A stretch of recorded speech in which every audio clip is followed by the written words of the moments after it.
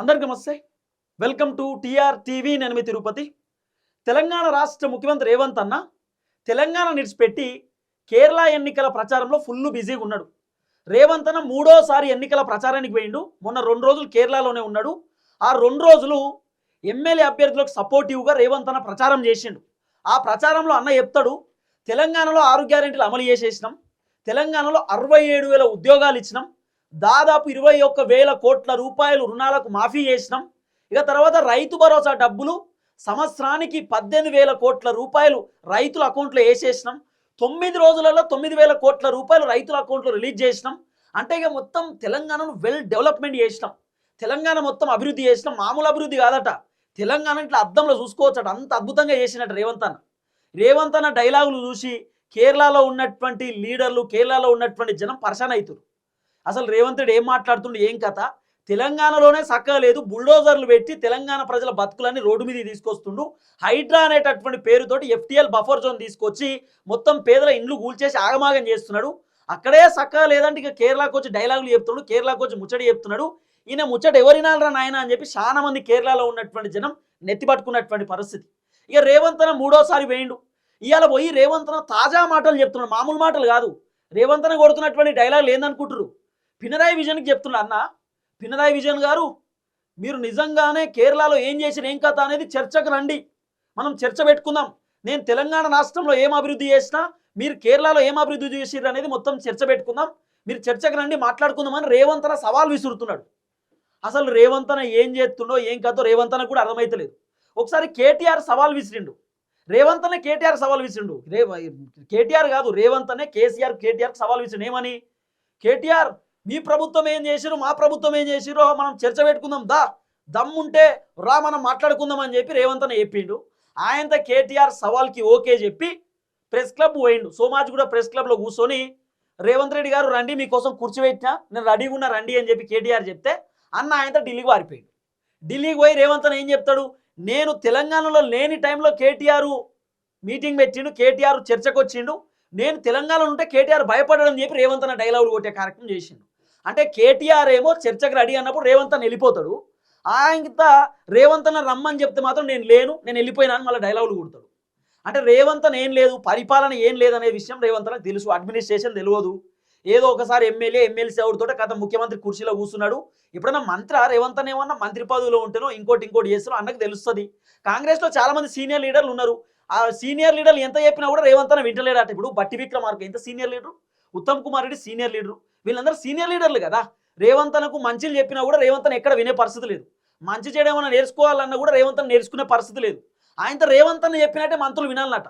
ఒకవేళ మంత్రులు వినకపోతే రేవంత్ అన్న ఉల్టా, ఇగో ఈ మంత్రి ఈ మహిళా అధికారిని ఇబ్బంది పెట్టిండు, ఈ మంత్రి వీళ్ళని ఇబ్బంది పెట్టిండు అని చెప్పి వార్తలు రాపించుడు.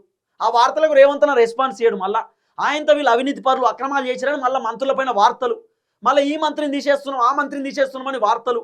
అంటే మంత్రులను కంట్రోల్ చేయడానికి రేవంత్ అన్న రకరకాల ప్రయత్నాలు చేస్తున్నారు, కానీ మంత్రులు కంట్రోల్ అవుతలేదు. ఆఖరికి రేవంత్ అన్న తెలంగాణలోనే ఫెయిల్ అయిపోయిండు. 3,47,000 కోట్ల రూపాయలు రేవంత్ అన్న తెలంగాణలో అప్పు చేసిండు. ఇప్పటిదాకా తెలంగాణలో జరిగిందేం లేదు. 2,500 రూపాయలు మహిళలకు రాలేదు, 4,000 రూపాయల పెన్షన్ రాలేదు, నిరుద్యోగులకు ఉద్యోగాలు రాలేదు, జాబ్ నోటిఫికేషన్లు లేవు, లేదు నిరుద్యోగులకు ఏదైతే 4,000 రూపాయల నిరుద్యోగ భృతి ఉందో అది కూడా రాలేదు, డబుల్ బెడ్రూమ్లు లేవు, రోడ్లే లేదు, స్కూల్ కట్టలే, కాలేజ్ కట్టలే, ఓ గుడి కట్టలే, ఓ హాస్పిటల్ కట్టలే, ఏం చేయలే రేవంత్ అన్న. కొత్త కలెక్టర్ ఆఫీస్ కట్టింది లేదు, కొత్త గవర్నమెంట్ కార్యాలయం కట్టింది లేదు. 3,00,000 కోట్ల రూపాయలు అప్పు చేసి అద్భుతాలు చేసినాం, మొత్తం భూకంపం బదలు కొట్టేసినాం, తెలంగాణ మొత్తం ఫుల్ డెవలప్మెంట్ అట. మొన్న ఒక సభలో చెప్తున్నా, అన్న మేము చేసిన అభివృద్ధి చూసి గుండెవలికి చేస్తారు చాలా మంది అంటున్నా. అన్న ఏ క్యారే ఇది ఎక్కడ కథ, ఏం చేసిన అన్న అని చెప్పి చూస్తే ఏం లేదు, ఇక్కడ దొల్ల అంత ఉత్తకతే.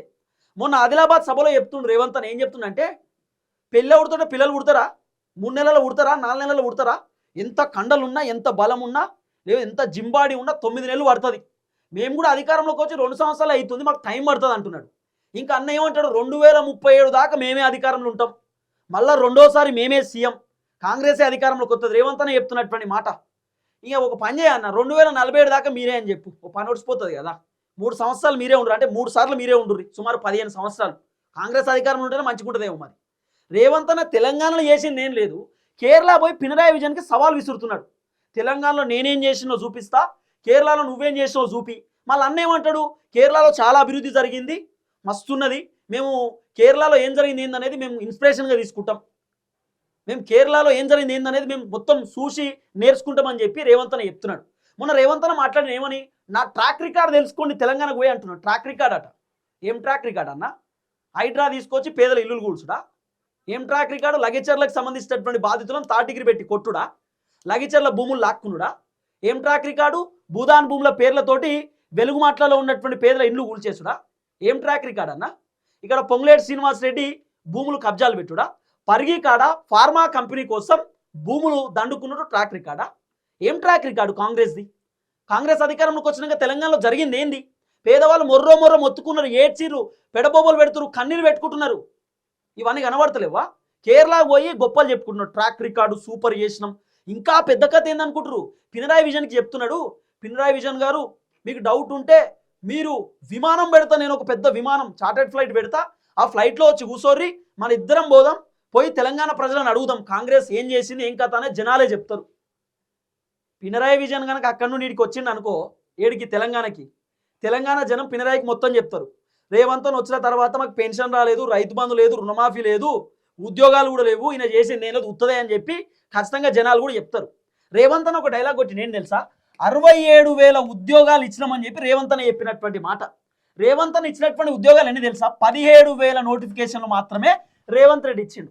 మిగిలిన అన్ని కూడా కేసీఆర్ హయాంలో వచ్చినటువంటి నోటిఫికేషన్లకు రేవంత్ అన్న ఎగ్జామ్స్ పెట్టి వాళ్లకు నియామక పత్రాలు ఇచ్చేటటువంటి కార్యక్రమం చేసిండు. ఇది రేవంత్ అన్న చేసేటటువంటి ఘనత. ఇక అన్ని మేమే చేసేసినాం. మళ్ళీ పినరాయికి ఏం చెప్తున్నాడు తెలుసా అన్న రేవంత్ అన్న? కేరళలో 2016 కంటే ముందు పినరాయి విజయన్ ముఖ్యమంత్రి కాదు, 2016 కంటే ముందు కేరళలో ఏం డెవలప్మెంట్ అయిందో ఆ డెవలప్మెంట్ని కూడా పినరాయి తన అకౌంట్లో వేసుకుంటున్నాడు, రేవంత్ అన్న చెప్తున్నాడు. మరి 2023 కంటే ముందు కేసీఆర్ చేసినటువంటి అభివృద్ధిని కూడా నీ అకౌంట్లో ఎందుకు వేసుకుంటున్నావు అన్న? ఈ 67,000 ఉద్యోగాలు నువ్వు ఇచ్చినాయి కాదు, కేసీఆర్ ఇచ్చినటువంటి నోటిఫికేషన్లు కూడా మేమే ఇచ్చినామని చెప్పి ఎందుకు అబద్ధం చెప్తున్నావు? అంటే పినరాయి ఏమో ఆయన అకౌంట్లో వేసుకుంటు. కేరళ రాష్ట్రం ఎప్పుడు అభివృద్ధి చెందుతూనే ఉంటుంది. కేరళ రాష్ట్రం అభివృద్ధిలో ఆగేది కాదు కదా. కేరళలో పేదరికం 0.55% ఉందంట. మన తెలంగాణలో పేదరికము ఏడజూడు పేదరికమే కదా తెలంగాణలో. ఎమ్మెల్యేలు, ఎంపీలు, మంత్రులు, ఎమ్మెల్సీలు ఒక్కొక్కడు చేస్తున్నటువంటి దందా ఏంది? భూములు కబ్జాలు పెట్టుడు, దండుకునుడు, పైసలు, కథ, రియల్ ఎస్టేట్ మాఫియా, మొత్తం అరాచకం కదా తెలంగాణలో. ఒక్కొక్క ఎమ్మెల్యేకి తిరగడానికి కారు లేదు స్టార్టింగ్లో. ఇవాళ ఒక్కొక్క MLA defender car, range rover, BMW ఇలాంటి కార్లలో తిరుగుతారు. ఒక్కొక్కరికి ఇల్లు లేదు, గతి లేదు చక్కగా. ఇవాళ ఇల్లు లేంది హైదరాబాద్ ఇల్లులు కొంటురు, కడుతుర్రు ఎమ్మెల్యేలకు. ఇదంతా దోసుకునుడు కాదా, దండుకునుడు కాదా?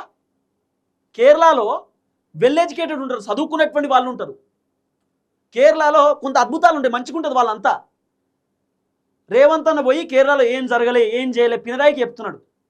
పినరాయి ఏం మాట్లాడింది తెలుసా? మీకు ఒక మాట నేను వినిపిస్తా. పినరాయి చెప్పినటువంటి మాట ఇగో. పినరాయి చెప్పినటువంటి ముచ్చడి ఇది వింటే మీరు పరిశాన్ అవుతారు. ప్రతి రాజకీయ నాయకుడికి భాష సంస్కారం ఉంటుంది. నిజంగా వాస్తవానికి కేసీఆర్కైనా రేవంత్ అన్నకైనా ఏ ముఖ్యమంత్రికైనా భాష సంస్కారం అనేది ఉంటుంది. ఎవరికైనా, ముఖ్యమంత్రి కాదు ఎవరికైనా, అవతలతో నువ్వు ఎట్లా మాట్లాడతాడో అవతలోడు కూడా నీతో అట్లే మాట్లాడతాడు. నువ్వు ఇష్టం ఉన్నట్టు నోటికొచ్చాడు వాగినావు అనుకో, అవతలోడు కూడా గట్టినే వాగుతాడు. అంటే give respect and take respect అంటాం కదా. నువ్వు ఎట్లా మాట్లాడితే అవతలోడు కూడా గట్టినే, నువ్వు రియాక్షన్ ఏది ఇస్తే అవతలోడు కూడా ఆపోజిట్ రియాక్షన్ అదే వస్తుంది అంటారు కదా.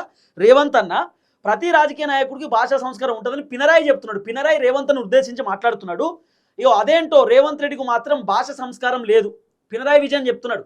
తర్వాత బహుశా తాను నేరుగా అడవి నుంచి వచ్చిన వ్యక్తి కావచ్చు రేవంత్ రెడ్డిని పినరాయి అంటున్నాడు. రేవంత్ రెడ్డి డైరెక్ట్ నల్లమల్ల అడవి నుండే వచ్చిండేమో, అందుకే అట్లా మాట్లాడుతున్నాడు. ఏం మాట్లాడుతున్నా ఆయనకు అర్థమైతలేదని చెప్పి పినరాయి రేవంత్ రెడ్డిని ఉద్దేశించి అంటున్నాడు. అభివృద్ధిలో కేరళ అగ్రస్థానం అట, అభివృద్ధిలో కేరళ అగ్రస్థానం, మరి నీదే స్థానం అని పినరాయి చెప్తున్నాడు. అభివృద్ధిలో కేరళ చాలా అద్భుతంగా ఉంటుంది, మరి నీదేడుంది అభివృద్ధి, నీ తెలంగాణ ఎంత అభివృద్ధి అయిందో చెప్పు అని చెప్పి పినరాయి చెప్తున్నాడు. ఈడబెట్టుకుంటాడు రేవంత్ అన్న తలకే. పినరాయి అడిగేటటువంటి ప్రశ్నలకు 3 లక్షల కోట్ల రూపాయలు అప్పు చేసినావు, నా మెస్సీని పట్టుకొచ్చి ఫుట్బాల్ ఆడినావు, 10 కోట్లు పెట్టినావు, ఎవరికి పనికి వచ్చేది? మెస్సీ వస్తే 5 కోట్లు పెట్టి ప్రాక్టీస్కి ఇది ఫుట్బాల్ గ్రౌండ్ కట్టించుకున్నావు, ఓ పెద్ద బంగ్లా కడుతున్నావు, ప్రగతి భవన్లో మార్పులు చేర్పులు చేపించావు, లక్షల రూపాయల కాంట్రాక్టులు పెట్టి. ఎవరి కోసం ఇదంతా? పేర్లు మారుస్తున్నావు, ఫ్లైఓవర్ల పేర్లు మారుస్తున్నావు. ఏమనంటే కేసీఆర్ కట్టిన వాటికే పేర్లు మార్చుడు తప్ప మీరు చేసింది ఏంది? ఆఖరికి చెరువులు కూడా, చెరువులలో మొత్తం గడ్డి పేరిపోతే చెరువులో గడ్డి తీసే పరిస్థితి లేదు. హైదరాబాద్లో ఉన్నటువంటి చెరువులు ఆ హైదరాబాద్ చెరువులో అందాలు చూడడానికి పోతారు సాయంత్రం పూట, ఏదో వాకింగ్కో లేకపోతే అక్కడికి పోతూ ఉంటారు. ఆ పార్కుల దగ్గర చెరువులు ఉంటే దాంట్లో మొత్తం గడ్డి, ఆ గడ్డి తీసే పరిస్థితి లేదు. అన్ని డైలాగులు కొట్టమంటే కొడతాడు, అన్న అద్భుతమైన డైలాగులు చెప్తాడు. ఇక కేరళ పోయి మీరు రండి చూసుకుందాం మాట్లాడుకుందాం మేము అద్భుతాలు చేసినాం రేవంత్ అన్న చెప్తున్న మాట. రేవంత్ అన్న ఏ రాష్ట్రంలో కాలు పెడితే ఆ రాష్ట్రం ఖతం. మహారాష్ట్రకు పోయిండు, మహారాష్ట్ర పోయి ఎమ్మెల్యేలు ఎంపీలు మంత్రులు ఎమ్మెల్సీలు అందరూ ప్రచారాన్ని వేయరు. మహారాష్ట్రలో పోటీ చేస్తున్నటువంటి కాంగ్రెస్ పార్టీ తరఫున ఎమ్మెల్యేలు ప్రచారం చేసిన అందరూ ఓడిపోయారు, మొత్తం ఫెయిల్ అయిపోయింది కథ. ఇవాళ ఏంది కేరళకు పోయిండు, కేరళకు పోయి ఒకటే దంచుకొట్టుడు, సూపర్ చేసినాం పినరాయి గారు రండి చూసుకుందామని చెప్తున్నాడు. అసలు రేవంత్ అన్న నీకేమైనా అర్థమవుతుందా? నువ్వు ఒక్కసారి ఎమ్మెల్యే, రెండుసార్లు ఒకసారి ఎమ్మెల్యే ఒకసారి ఎమ్మెల్సీ అట్లా చిన్న స్థాయి నుండే వచ్చినావు ఓకే, కానీ పినరాయి విజయన్ ఆయనే 3 సార్లు మంత్రి, 6 సార్లు ఎమ్మెల్యే, 2 సార్లు ముఖ్యమంత్రి. ఆయన రాజకీయానికి సంబంధించినటువంటి వయసు ఎంత, ఆయన రాజకీయానికి సంబంధించినటువంటి కథ ఎంత, మీరేంది మీ కథ ఏంది, మీకు ఏమైనా అర్థమవుతుందా అన్న? ఏమన్నా అంటేనేమో నేను కేసీఆర్ స్థాయి అంటావు. కేసీఆర్ ఎన్నిసార్లు గెలిచిండో తెలుసా అన్న? కేసీఆర్ ఎన్నిసార్లు ఎమ్మెల్యే, ఎన్నిసార్లు కేంద్ర మంత్రి, ఆయన మంత్రి పదవులు ఎన్నిసార్లు ఉన్నాడు, ఆయన పదవులకు రాజీనామా చేసిండు తెలంగాణ కోసం.